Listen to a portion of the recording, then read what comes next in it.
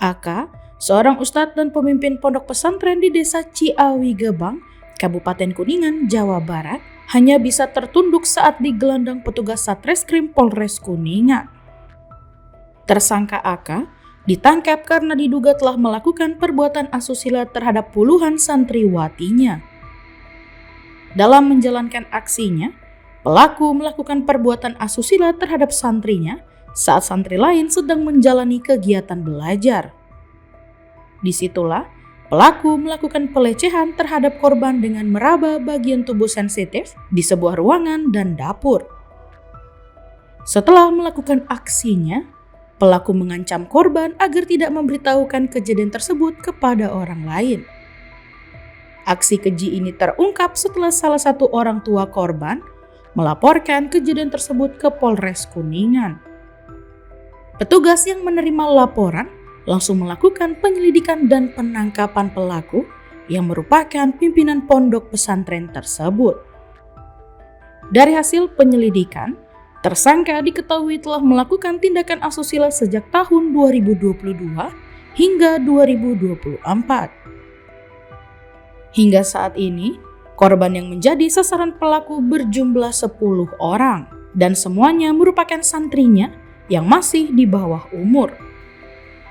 Pagi hari kita mendapatkan laporan dari salah satu anak korban yang diduga mengalami pencabulan dengan terduga pelaku merupakan pemilik dari salah satu pondok pesantren yang ada di Kabupaten Kuningan. Kemudian setelah kita melakukan penyelidikan dan melakukan interogasi terhadap anak korban secara mendalam, dan kita berhasil mengamankan terduga pelaku yang sudah kita tetapkan sekarang menjadi tersangka dan sudah kita lakukan penahanan hari ini.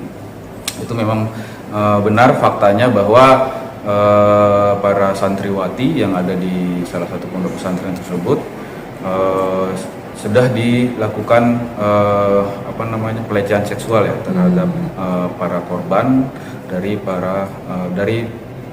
terduga pelaku atau tersangka yang sudah ditetapkan.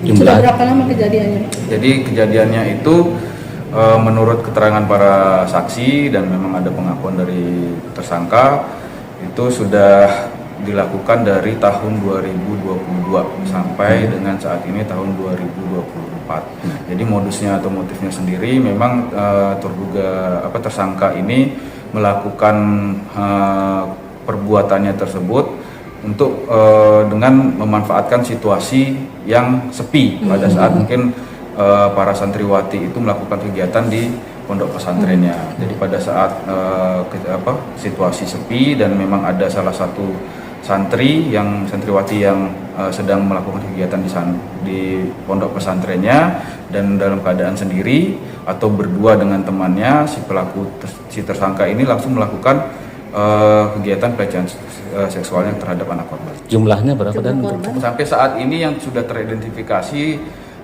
korban sebanyak 10 orang. Usianya kisaran berapa? Usia sekitar 14 sampai 16 tahun. Nah, terungkapnya ini si pelaku ini ada ancaman kepada korban itu tidak?